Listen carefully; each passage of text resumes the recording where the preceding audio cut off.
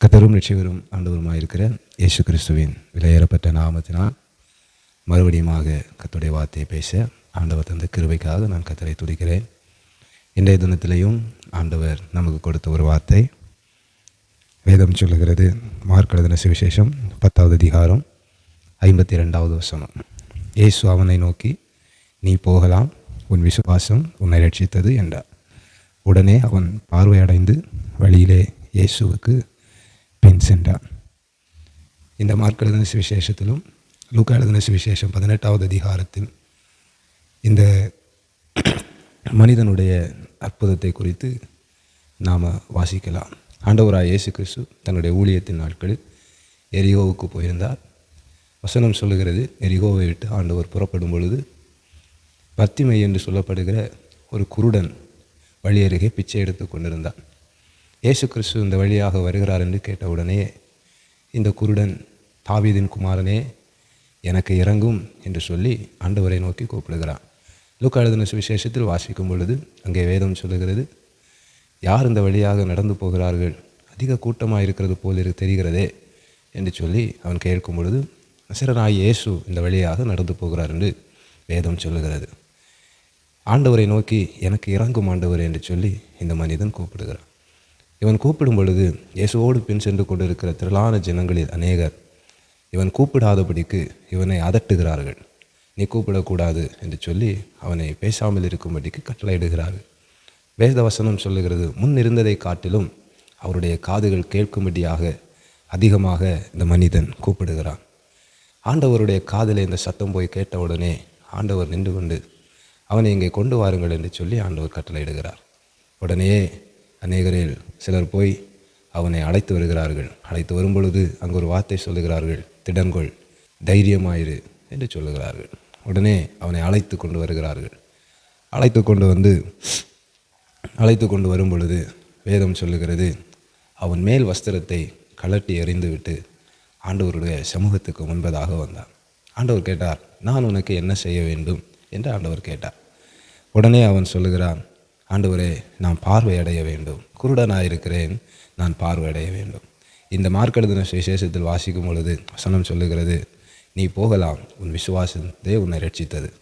லூக்கா எழுதின சுவிசேஷத்தில் வாசிக்கும் பொழுது, நீ பார்வையடைவாயாக, உன் விசுவாசம் உன்னை ரட்சித்தது. அந்த நேரம் முதல் அந்த மனிதன் பார்வையடைந்தான், சுகமாகி இயேசுவின் பின் நடந்து சென்றான் என்று வேதத்திலே வாசிக்கிறோம். இதுதான் இந்த மனிதனுடைய வாழ்க்கையிலே நடந்த ஒரு அற்புதம். இதிலிருந்து ஆவிக்குரிய பிரகாரமாய் நாம் என்ன கற்றுக்கொள்ளலாம் என்பதை குறித்து ஆண்டவர் எனக்கு கற்றுத்தந்ததை உங்களோடு கூட நான் சொல்ல விரும்புகிறேன். முதலாவது வேதம் சொல்லுகிறது, எனக்கு இறங்கும் ஆண்டவரே என்று சொல்லி இந்த மனிதன் ஆண்டவரை நோக்கி கூப்பிடுகிறான், செபிக்கிறான், சத்தமிடுகிறான். வேதத்தில் அநேகர் இயேசுவின் காலத்திலே இருந்தாலும் சரி, பழைய ஏற்பாட்டு புஸ்தகத்திலே இருந்தாலும் சரி, எனக்கு இறங்கும் ஆண்டவரே என்று சொல்லி தாழ்மையோடு செபித்திருக்கிற ஜெபங்களை நாம் பார்க்கலாம். ஒரு மனிதனுக்கு கர்த்தர் இறங்க வேண்டுமானால் ஜெபத்திலே முதலாவது தாழ்மை இருக்க வேண்டும். தாவீது தாழ்மையோடு தன்னுடைய துன்பத்தின் நாட்களிலே எனக்கு இறங்கும் ஆண்டவரே என்று சொல்லி கூப்பிட்டிருக்கிறார். ஏசாயா தன்னுடைய துன்பத்தின் நாட்களிலே, தேசத்தின் கொடுமையான சூழ்நிலைகளிலே எனக்கு இறங்கும் ஆண்டவரே என்று சொல்லி கூப்பிட்டிருக்கிறார். இயேசுவின் காலத்தில் கூட அநேகர் அற்புதத்துக்காக, சுகத்துக்காக எனக்கு இறங்கும் ஆண்டவர் என்று சொல்லி கூப்பிட்டிருக்கிறார்கள். ஏன் இறங்க வேண்டும்? ஏன் ஆண்டவரை நோக்கி எனக்கு இறங்கும் ஆண்டவரே என்று சொல்ல வேண்டும்? காரணம் என்னென்னா, ஆண்டவர் இரக்கமுள்ள ஒரு தேவன். நம்முடைய தேவன் யார்? இரக்கமுள்ள தேவன். நம்முடைய தேவன் மனதுருகுகிற தேவன். நாம் அழுதா நமக்காக சேர்ந்து அவரும் அழுவார். நம்முடைய கண்ணீரை துடைக்க அவரும் வருவார். நம்முடைய ஜெபத்தில் ஒரு தாழ்மை, ஒரு பொறுமை, ஒரு அமைதி நம்முடைய ஜெபத்தில் இருக்கணும். தாழ்மையோடு எனக்கு இறங்கும் ஆண்டவரை என்று சொல்லி கூப்பிடுகிற ஒரு தெய்வ பிள்ளையாக இருக்கணும். அப்படிங்கிறது இந்த குருடனுடைய அதிசயத்திலிருந்து, அற்புதத்திலிருந்து கண்டுகொண்ட ஒரு காரியம். ரெண்டாவதாக வேதம் சொல்லுகிறது, இந்த மனிதன் ஆண்டவரோடு நெருங்க நினைக்கும் பொழுது, ஆண்டவருடைய அற்புதத்தை பெறணும்னு நினைக்கும் பொழுது அநேக தடை வருகிறது. இது மனுஷனுடைய வாழ்க்கையில் ஒரு இயல்பு. ஜெபிக்கணும்னு நினச்சா தடை வருது, கூட்டத்துக்கு போகணும், ஆராதனைக்கு போகணும்னு நினச்சா தடை வருது, கர்த்தருக்கு ஊழியம் செய்யணும்னு நினச்சா தடை வருது. நிறைய தடைகள் மனிதர்களால், இயற்கையால், பிசாசினால் அநேக தடைகள் வருது. ஆனால் இந்த குருடனுடைய வாழ்க்கையில் கற்றுக்கொண்ட ஒரு பாடம் என்ன தெரியுமா? வசனம் சொல்லுது, முன் இருந்ததை காட்டிலும் தேவனோடு நெருங்குவதற்கு அதிகமாய் கூப்பிட்டுருக்கிறார். கர்த்தருடைய காத்துல போய் எவ்வளவு தடை இருந்தாலும் இந்த சத்தம் கேட்கும்படி, ஜெபம் கேட்கும்படி, விண்ணப்பம் கேட்கும்படி, வேண்டுதல் கேட்கும்படி அதிகமாய் ஜெபித்திருக்கிறார் என்று வசனம் சொல்லுகிறது. அதிகமாய் கூப்பிட்டுருக்கிறாராம். அப்போ ஆண்டவர் சொல்லுகிறார், அவன் எவ்வளவு தடை வந்தாலும், எவ்வளவு போராட்டம் வந்தாலும், எவ்வளவு நெருக்கம் வந்தாலும், நீங்கள் தேவனோடு நெருங்குவதற்கு எவ்வளவு கஷ்டம் வந்தாலும் அந்த கஷ்டத்தை பார்க்காதீங்க. அவர் காதில் போய் ஏறுகிற வரைக்கும் முன்னிருந்த ஜெபத்தை காட்டிலும், முன்னிருந்த ஆராதனையை காட்டிலும், முன்னிருந்த கிறிஸ்தவ வாழ்க்கையை காட்டிலும், முன்னிருந்த பரிசுத்த ஆவியை காட்டிலும் அதிகமாய் தேவனோடு நெருங்குங்கள், அதிகமாய் கூப்பிடுங்கள். ஆண்டவர் சொல்கிறாரு, உங்களுக்காக நான் திரும்பி வருவேன். ஆண்டவர் வழியாக நடந்து போயிட்டுருக்கிறாரு.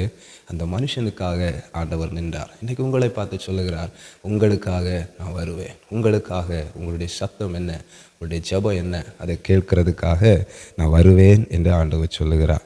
ஆண்டவர் உடனே நின்று அவனை அழைத்து வர கட்டளையிடுகிறார். இப்போ பார்த்தீங்களா, முன்னிருந்ததை காட்டிலும் அவனுடைய ஜெபம் அதிகமாய் போனதுனாலே உடனே ஆண்டவர் நின்று அவனை அழைத்து வர கட்டளையிடுகிறார். அழைக்க போனவர்கள் சொல்கிறாங்க, திடங்கொள், தைரியமாயிரு, ஆண்டவர் உன்னை அழைத்து வர சொல்லியிருக்கிறார் அப்படின்னு சொல்கிறாங்க. அப்போது இதிலிருந்து ஆண்டவர் மூன்றாவதாக எனக்கு கற்றுக் கொடுத்த ஒரு காரியம் என்னவென்றால், தேவன் அழைக்கும் பொழுது ஆலயத்துக்கு வா, ஜெபத்துக்கு வா, ஜெபம் பண்ணு, தனி ஜெபம் பண்ணு,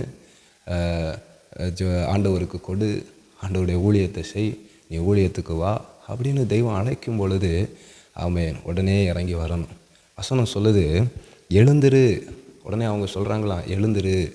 ஆண்டவர் எந்த ரூபத்தில் வேணாலும் நம்மளை கூப்பிடுவார். தீர்க்கதரிசிகளை கொண்டு, ஊழியக்காரங்களை கொண்டு, சின்ன குழந்தைகளை கொண்டு, பிள்ளையாமோடு கழுதையோடு பேசினது போல் ஏதெങ്കിലും ஒரு சூழ்நிலையில் ஆண்டவர் கண்டிப்பாக நம்ம கூட பேசுவார், நமக்கு கூட கண்டிப்பாக இடைப்படுவார். வசனத்தை படிக்கும்போது அதன் மூலம் இடைப்படுவார். எழுந்திரு, சோர்ந்து கிடக்காத, ஊழியத்துக்கு வா, சபைக்கு வா, ஆராதனைக்கு வா, வியாதின்னு படுத்து கிடக்காத, ஓடி வா, என் சமூகத்தில் இரு அப்படின்னு ஆண்டவர் ஏதெങ്കിലും ஒரு சூழ்நிலையில் கூப்பிடுவார். எலியாவை போல உடனே சோர்ந்து போய் படுத்து கிடக்கக்கூடாது, சோர்ந்து போய் தளர்ந்து கிடக்கக்கூடாது, எழும்பி உடனே வரணும் அப்படின்னு ஆண்டவர் சொல்லுகிறார். நான்காவது ஆண்டவர் எனக்கு கற்றுக் கொடுத்த ஒரு பாடம், அவன் மேல் வஸ்திரத்தை எறிந்து விட்டு, இந்த பிச்சை எடுக்கிறவங்களை பார்த்தீங்கன்னா மேலே ஒரு வஸ்திரம் போட்டிருப்பாங்க, அழுக்கு வஸ்திரமாக இருக்கும். அந்த அழுக்கு வஸ்திரத்தை அவன் எடுத்து உதறி தள்ளிவிட்டு ஆண்டவருக்கு முன்னால் வந்தான்.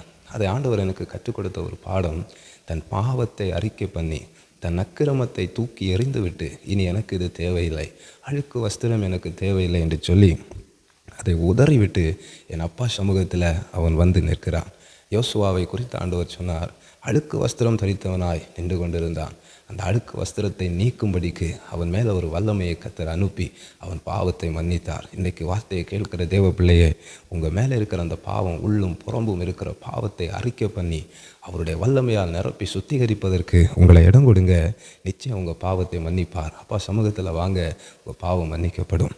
ஆண்டவர் கேட்டார், ஐந்தாவது, நான் உனக்கு என்ன செய்ய வேண்டும் அப்படி என்று ஆண்டவர் கேட்டார். ஆண்டவரே, நான் பார்வையடைய வேண்டும். இந்த இடத்துல ஆண்டவர் எனக்கு கற்றுத்தந்த ஒரு பாடம், நமக்கெல்லாம் கண்கள் இருக்கிறது, பார்க்கிறோம், உலகத்தில் என்ன நடக்கிறது, உலக வெளிச்சத்தை நாம் பார்க்கிறோம். ஆனால் இவனால் பார்க்க முடியவில்லை. அதுதான் இவன் வாழ்க்கையில் கேட்ட ஒரு அற்புதம். ஆனால் இன்றைக்கி நம்முடைய வாழ்க்கையில் பார்க்கிறோம், ஆனால் அநேக நன்மைகள் நமக்கு குருடாகத்தான் இருக்கிறது, அநேக ஆசீர்வாதங்கள் குருடாகத்தான் இருக்கிறது, ஆவிக்குரிய வாழ்க்கைகள் குருடாகத்தான் இருக்கிறது. நமக்கு வர வேண்டிய நன்மைகளை நாம் பார்க்க முடியலை. ஆகார் வனாந்தரத்தில் நின்று அழுது கொண்டிருந்தால் தண்ணீர் துறவையை பார்க்க முடியாதது போல நம்ம வாழ்க்கையிலையும் சில ஆசீர்வாதங்கள் அடைக்கப்பட்டு தான் இருக்கிறது, குருடாக்கப்பட்டு இருக்கிறது. ஆண்டவர் சொல்லுகிறார், இந்த குருடனை போல தெய்வ சமூகத்தில் தாழ்மையோடு இறங்கும் என்று ஜெபியுங்கள். ஆண்டவர் சொல்லுகிறார், ஆமேன். எவ்வளோ கஷ்டம் வந்தாலும் அதிகமாக ஜெபியுங்கள் என்று கர்த்தர் சொல்லுகிறார். ஆண்டவர் சொல்லுகிறார், திடன் கொள்ளுங்க, எழும்புங்கன்னு ஆண்டவர் சொல்லுகிறார். ஆமேன். தன்னுடைய பாவத்தை அறிக்கை பண்ணுங்கள் என்று சொல்லுகிறார். அடைக்கப்பட்ட எந்த வாசலாக இருந்தாலும், குருடாக்கப்பட்ட எவைகளாக இருந்தாலும், அப்பா சமூகத்தில் நிற்கிற உங்களுக்கு நிச்சயம் திறக்க ஆரம்பிப்பார், நிச்சயம் சாட்சியாய் மாற்றுவார், நிச்சயம் நீங்கள் சாட்சி சொல்லுவீர்கள். இந்த வார்த்தை உங்களுக்கு ஆசீர்வாதமாக இருக்கும் என்று நான் நம்புகிறேன். தெய்வ சமூகத்தில் இந்த மனிதனின் அற்புதத்தை பிடித்து ஆவிக்குரிய வாழ்க்கையை தெரிந்து கொண்டு தெய்வ சமூகத்தில் தொடர்ந்து செபியுங்கள், தொடர்ந்து கர்த்தருக்காய் வாழுங்கள். இந்த வார்த்தையின் மூலம் தேவன் நம்மை ஆசீர்வதிப்பாராக. ஆமென், ஆமென். இந்த வார்த்தை உங்களுக்கு பிரயோஜனமாக இருந்தால் அநேகருக்கு இதை பகிர்ந்து கொடுங்கள். அநேகரும் பிரயோஜனப்படட்டும், ஆண்டவருடைய பிள்ளைகளாய் மாறட்டும், அவர்களுக்கும் தேவன் அற்புதம் செய்யட்டும். கர்த்தர் தாமே உங்களை ஆசீர்வதிப்பாராக. ஆமென்.